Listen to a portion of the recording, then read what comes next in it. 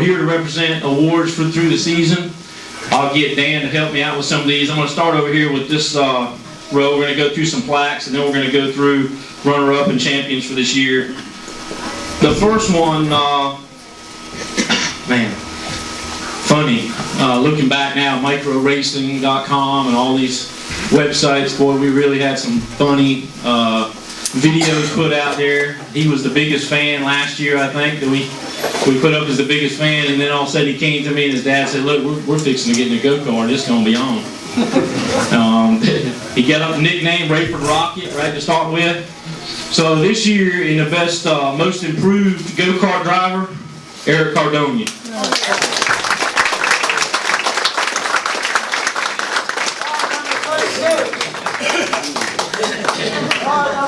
A couple wins this year, so thank Eric.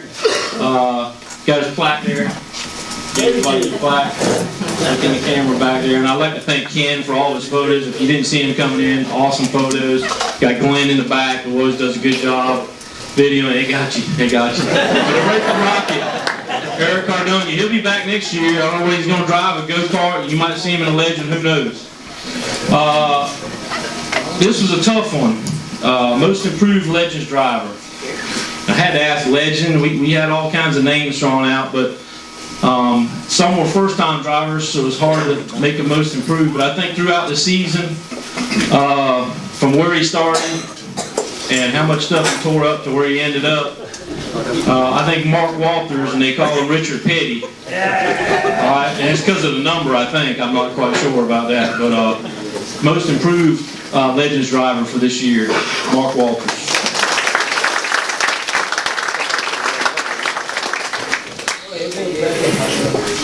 He even got the STP shirt on, I hear you. Sponsorship, always thinking about sponsors. Exactly.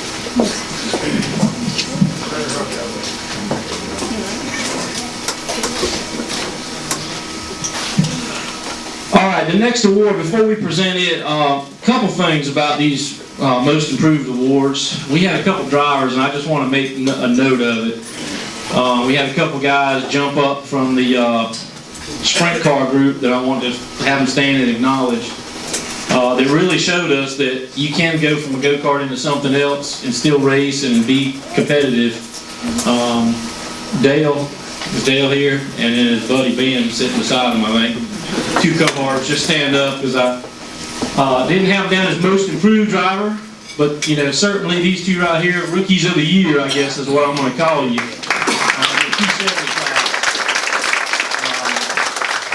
I just want to kind of bring that up. And then the most improved, we talked about this several times, the whole track officials. We talked about this, and this guy went from starting out really rough and not very competitive and won a few races this year.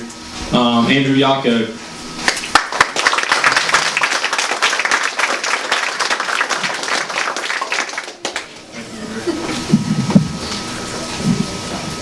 Probably more accurate.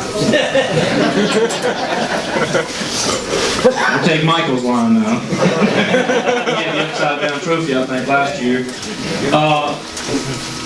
This person's not here, but I did talk to him. I'm going to send him a gas card. Every year we do an award for the farthest traveled, or someone that comes week in and week out and really spends a lot of time on the road to get here and race at Rockfish. Last year was Andy Cardinell, who comes from Pawleys Island, and he raced with us quite a bit this year. Andy had a lot of hardships in his family and his race crew this year, so he didn't come as often. Josh Smith was in the running, right? He comes from Sumter down there in the 600 class, and his dad had an unfortunate back injury, put him out, and he couldn't drive his son up here. So there were several people that I think it could have went to, but Tim Nye is who got the award, so, you know, for farthest travel on a regular weekly basis. All right, so keep Tim. I know he's not here. He's getting his indoor car ready, is what he told me. So, outstanding sportsman. This is another award we thought about, and you know, with all the helmets thrown and some of the cussing and all that, boy, I couldn't figure out who to do. You know, it was a really tough decision. There are a lot of great sportsmen out here. This award means a lot. Like I said, I think Papa Smurf got this award last year. We may name the sportsmanship award after him, I think, because no matter what happened, how much stuff got tore up, just took his helmet off and walked back to the trailer. Now, he might have done some cussing when he got home, but he kept it professional here, and that's Jason Brown.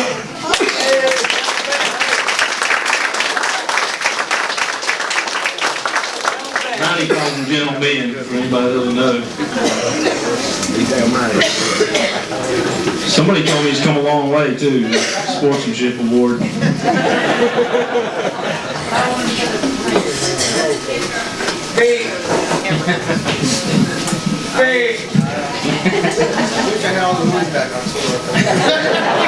He's the one I can think of that tore up 2 600s in about 2 months.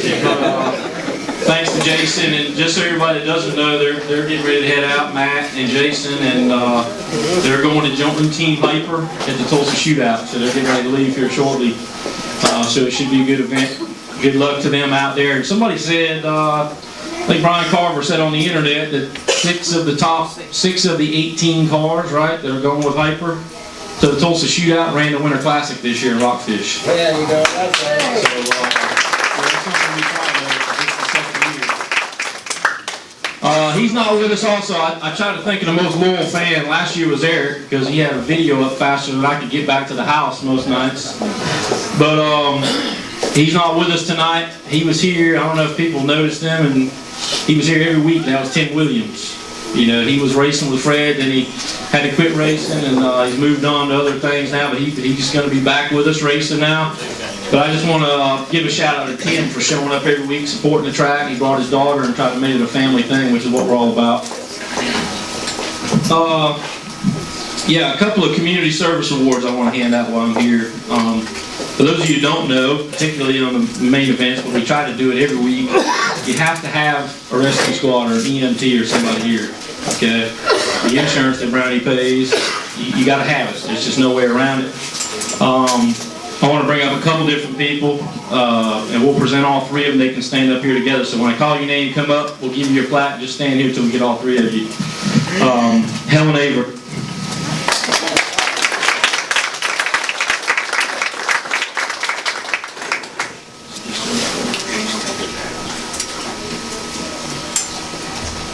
And I think I got John L on there too, I'm pretty sure. He kept me busy down there. He turned the lights on most weeks too. So he was always helping out. John Averitt, come on up.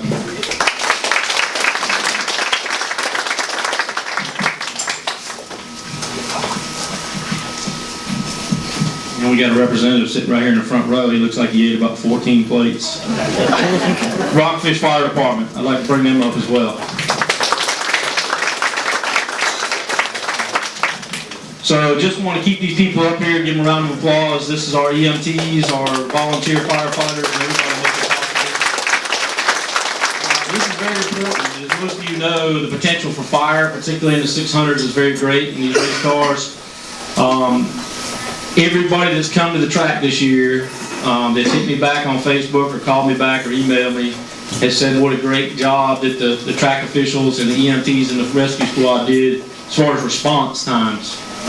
All right, now we were a little slow on the guy that went over the walls. We didn't see him. The only one that I think I saw him was the flagger. But you know, we did a great job. I mean, we had some cars catch fire this year. We had a couple of wrecked cars and people that took some really hard hits, and within seconds, a track official was there, or the fire truck was there, or the rescue people were out there. So you know, you can't do that without them, and that's somebody usually that goes, you know, unknown. Another person that needs some prayers, I got him down here as the Loyal Supporter Award for the racetrack. He donated the last, I'd say, 9 or 10 weeks behind the scenes to several classes. Most of you saw it. Those of you who were in Victory Lane or top 3 saw it. Gary Ford, who's really helped the racetrack, and he's helped racers for years, whether it be Fayetteville Motor Speedway, Dublin, wherever. Gary put a lot of his own personal money in through out there to make sure the drivers had an extra $100 or an extra $75 or an extra $50. And that's huge week in and week out. Gary's got cancer, okay? And so, you know, we're looking for some prayers from him also, but Gary Ford is a huge part of Rockfish, and he's really helped us out this year. So I'd like to thank and talk about Gary Ford.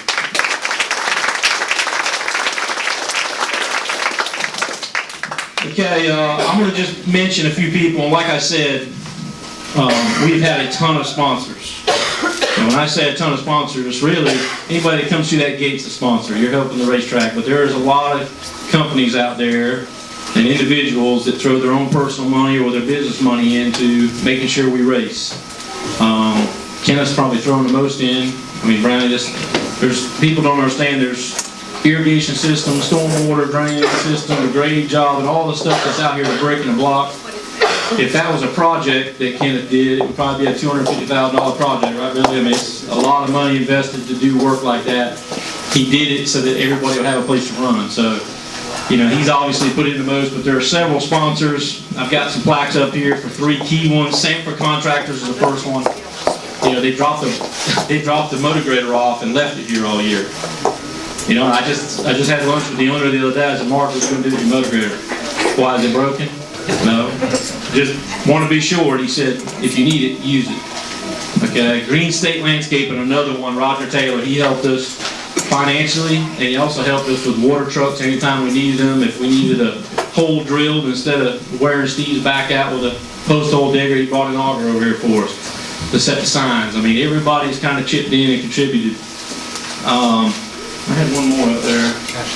Yeah, Ashley Heights Sand. Bill Dawson, he was going to be here tonight. He's probably out there digging sand right now. But these are 3 key people that have really helped the racetrack. And the pumps and all the stuff that goes behind the scenes. If you don't know, come out here about 8 o'clock on Saturday and you can see all that goes on.